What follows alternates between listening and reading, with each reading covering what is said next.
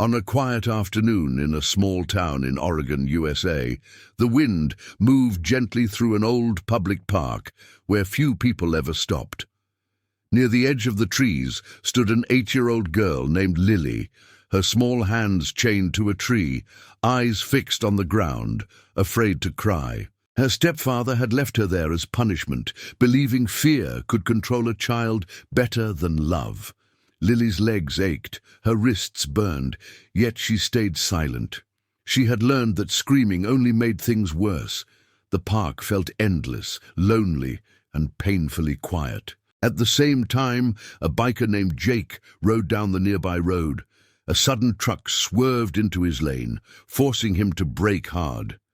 His motorcycle lost balance, skidded across gravel, and threw him violently toward the park, straight toward the trees where Lily stood. The bike crashed loudly, metal scraping the ground. Jake rolled across the grass, stopping just feet from the terrified girl. For a moment, neither moved. Lily flinched, expecting anger or shouting. Instead, she saw a man bleeding, struggling to sit up, his face full of shock. Despite her fear and pain, Lily looked at Jake and spoke in a soft, shaky voice. "Are you hurt, sir?" The question stunned him. He had just nearly crashed into her, yet she was worried about him. Her kindness felt heavier than the pain in his ribs. As Jake tried to stand, he noticed the chain wrapped tightly around Lily's wrists. His heart sank. He realized this wasn't an accident or a game. Something terrible was happening to this child. In that moment, Jake understood that his crash wasn't random. It brought him here for a reason. Jake ignored the sharp pain in his body and slowly moved closer to Lily. He kept his voice calm so she wouldn't be scared.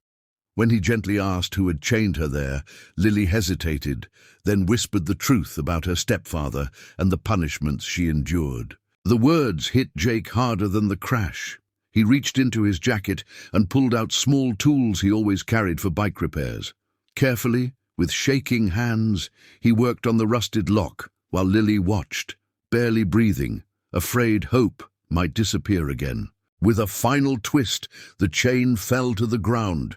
Lily stared at her free hands as if she didn't believe they were hers.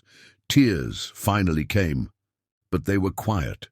She stepped forward and hugged Jake tightly, holding onto him like safety itself. By then, park visitors had gathered, drawn by the noise. Someone called 911. Jake wrapped his jacket around Lily's shoulders, shielding her from the cold and from curious eyes. When the police arrived, Lily found the courage to speak. She told them everything. Her voice trembled, but she didn't stop. Officers listened closely, their expressions changing with every word. That day, Lily was taken to safety, and her stepfather was arrested before nightfall. Jake was treated at the hospital for broken ribs and deep bruises, yet he couldn't stop thinking about Lily. Weeks later, he visited her at a foster home, bringing a small teddy bear and a promise he intended to keep. Months passed, court hearings ended, healing began. Jake changed his life, leaving behind reckless habits. In time, he became Lily's legal guardian. A crash that should have ended in tragedy instead became the beginning of a family built on courage, kindness, and second chances.